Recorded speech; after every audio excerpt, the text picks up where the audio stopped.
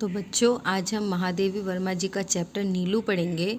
मेरी वीडियो को लाइक करें, सब्सक्राइब करें, शेयर करें और बेल आइकन को प्रेस करें ताकि मेरी एक भी वीडियोस आपसे मिस ना हो। हेलो बच्चों, देखिए मैंने ये आपको रीड करने के लिए भी दिया था। चैप्टर नंबर 8 नीलू महादेवी द्वारा रचित ये चैप्टर है। महादेवी वर्मा जी ने इस चैप्टर में नीलू पशुओं की समझदारी, वफादारी और मार्मिक संवेदनाओं को वर्णित करने वाली रचना है ये। इसमें लेखिका ने नीलू और उसकी माँ लूसी का भावपूर्ण चित्रण किया है। लूसी का सेवा भाव उन्हें अचंभित करता है तो नीलू का उनके प्रति पुत्र समान प्रेम भी भाव विभोर कर देता है। महादेवी वर्मा जी पशुओं को बहुत प्रेम करती थी। इन्होंने अपनी एक रचना और भी लिखी है, सोना, जो इनके हिरन के ऊपर है। और इसी तरीके से एक मोर वाली स्टोरी भी है, नीलकंठ। तो ये पशु पालती भी थी और उनके बारे में लिखती भी है। नीलू की कथा उसकी माँ की कथा से इस प्रकार जुड़ी है कि एक के बिना दूसरा अपूर्ण रह जाती है। उसकी अल्सेशियन माँ लूसी के नाम से पुकारी जाती थी। हिरणी के समान वेगवती सांचे में ढली हुई देह, जिस पर काला आभास देने वाले भूरे पीले रोम, बुद्धिमानी का पता देने वाली काली पर छोटी आंखें, सजग बड़े कान और सघन रोएदार तथा पिछले पैरों के टखनों को छूने वाली पूंछ, सब कुछ उसे राजसी विशेषता देता था। थी भी तो वह सामान्य कुत्तों से भिन्न। उत्तरायण में जो पगडंडी दो पहाड़ियों के बीच से मोटर मार्ग तक जाती थी, उसके अंत में मोटर स्टॉप पर एक ही दुकान थी जिससे आवश्यक खाद्य सामग्री प्राप्त हो सकती थी। शीतकाल में यह रास्ता बर्फ से ढक जाता था। तब दुकान तक पहुंचने में असमर्थ उत्तरायण के निवासी लूसी के गले में रुपए और सामग्री की सूची के साथ एक बड़ा थैला या चादर बांधकर उसे सामान लाने भेज देते थे। देखिए कितना विश्वास था और कितना काम करती थी वो लोगों का कि पैसे लेकर सामान लेने जाती थी। तो बर्फ में मार्ग बना लेने की सहज चेतना के कारण वह सारी रुकावटों को पार कर दुकान तक पहुंच जाती। दुकानदार उसके गले से कपड़ा खोलकर रुपए, सूची आदि लेने के उपरांत सामान की गठरी उसके गले या पीठ पर बांध देता और लूसी सारे बोझ के साथ बर्फीला मार्ग पार करती हुई सकुशल लौट आती। किसी किसी दिन तो उसे कई बार आना जाना पड़ता था, पर लूसी को मंगवाने वाले के भुलक्कड़पन से कभी कोई शिकायत नहीं रही। गले में कपड़ा बांधते ही वह तीर की तरह दुकान की दिशा में चल देती। एक दिन अधिक ऊंचाई पर बसे किसी पर्वतीय गांव से बर्फ में भटकता हुआ एक भोटिया कुत्ता दुकान पर आ गया और लूसी से उसकी मैत्री हो गई। उन्हीं सर्दियों में लूसी ने 2 बच्चों को जन्म दिया, किंतु उनमें से एक तो शीत के कारण मर गया और दूसरा उस ठिठुराने वाले परिवेश से जूझने लगा। 4-5 दिन के बच्चे को छोड़कर लूसी फिर दुकान तक जाने आने लगी। एक संध्या के झुटपुटे में लूसी ऐसी गई कि फिर लौट ही न सकी। शीतकाल में घ्राण शक्ति के कुछ कुंठित हो जाने के कारण कुत्ते लकड़बग्घे के आने की गंध पाने में असमर्थ रहते हैं और उसके अनायास आहार बन जाते हैं। लूसी के साथ भी ऐसा ही कुछ हुआ होगा। मतलब कि ठंड इतनी ज़्यादा हो जाती है कि वो सूंघने की शक्ति उनकी कमज़ोर हो जाती है और इसी वजह से उन्हें पता नहीं चला कि वहाँ लकड़बग्घा आया है और इस वजह से लकड़बग्घे के शिकार हो जाते हैं। तभी लूसी के लिए सभी रोए, परंतु जिसे सबसे अधिक रोना चाहिए था वह बच्चा तो कुछ जानता ही ना था। एक दिन पहले ही उसकी आंखें खुली थीं, अतः माँ से दूर वह दूध के अभाव में शोर मचाने लगा।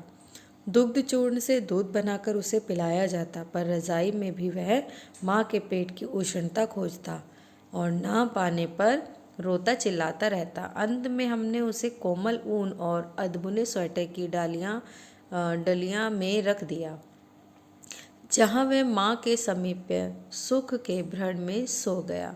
उसे लगा कि मेरी माँ है। डलिया में वह ऊन की गेंद जैसा ही लगता था। जब हम प्रयाग लौटे तो उसे भी साथ लाना पड़ा। बड़े होने पर रोमों के भूरे, पीले और काले रंगों के मिलन से जो रंग बना था वह एक विशेष प्रकार का धूप झाई ही हो गया था।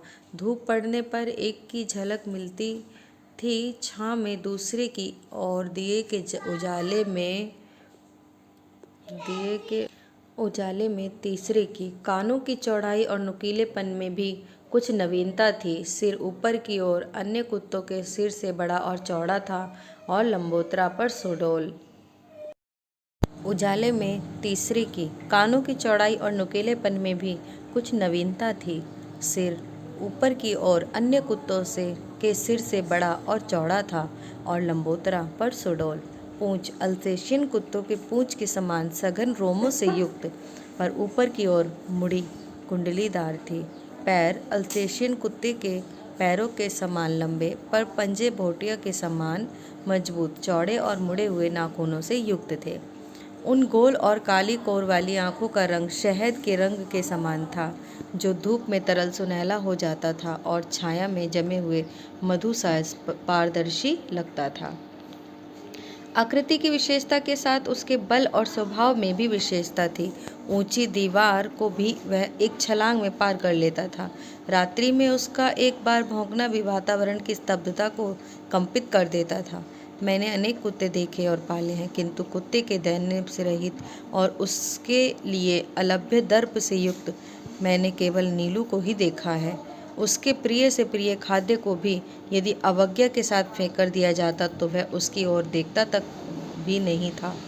खाना तो दूर की बात थी, यदि उसे किसी बात पर झिड़क भी दिया जाता तो बिना मनाए वह मेरे सामने ही न आता था। विगत 12 वर्षों से उसके बैठने का स्थान मेरे घर का बाहरी बरामदा ही रहा, जिसकी ऊपरी सीढ़ी पर पोर्टिको के सामने बैठकर वह प्रत्येक आने जाने वाले का निरीक्षण करता था। मुझसे मिलने वालों में वह प्राय सबको पहचानता था। किसी विशेष परिचित को आया हुआ देखकर वह धीरे धीरे भीतर आकर मेरे कमरे के दरवाजे पर खड़ा हो जाता था। उसका इस प्रकार आना ही मेरे लिए किसी मित्र की उपस्थिति की सूचना थी। मुझसे आ रही हूँ सुनने के उपरांत वह पुनः बाहर अपने निश्चित स्थान पर बैठ जाता था। कुत्ते भाषा नहीं जानते, केवल ध्वनि पहचानते हैं। नीलू का ध्वनि ज्ञान इतना विस्तृत और गहरा था कि उससे कुछ कहना भाषा जानने वाले मनुष्य से बात करने के समान हो जाता था। बाहर या रास्ते में घूमते हुए यदि कोई उससे यह कह देता, गुरुजी तुम्हें ढूंढ रही थी नीलू, तो वह विद्युत गति से 4 दीवारी कूदकर मेरे कमरे के सामने आकर खड़ा हो जाता। फिर कोई काम नहीं है, जाओ कहने से पहले वह मूर्तिवत एक स्थिति में ही खड़ा रहता। कभी कभी मैं किसी कार्य में व्यस्त होने के कारण उसकी उपस्थिति जान ही नहीं पाती और उसे बहुत समय तक बिना हिले डुले खड़ा रहना पड़ता था। हिंसक और क्रोधी भूटिए बाप और आखेट प्रिय अल्सेशियन माँ से जन्म पाकर भी उसमें हिंसा प्रवृत्ति का कोई चिन्ह नहीं था। 13 वर्ष के जीवन में भी उसे किसी पशु पक्षी पर झपटने या मारते नहीं देखा था। उसका यह स्वभाव मेरे लिए ही नहीं, सब देखने वालों के लिए आश्चर्य की मेरे बंगले के रोशनदानों में प्राय गौरैया तिनकों से घोंसला बना लेती थी। मुझे उनके परिश्रम पूर्वक बनाए हुए घोंसले उजाड़ना अच्छा नहीं लगता, अतः कालांतर से उनमें अंडों और पक्षी शावकों की सृष्टि बस जाती थी। कुछ कुछ अंकुर जैसे पंख निकलते ही वे पक्षी शावक उड़ने के असफल प्रयास में रोशनदानों से नीचे गिरने लगते थे। इन दिनों नीलू उनके सतर्क पहरेदार का कर्तव्य संभाल लेता था। उसके भय से कोई भी कुत्ता बिल्ली उन नादान उड़ने गिरने वालों को हानि पहुंचाने का साहस नहीं कर पाता था।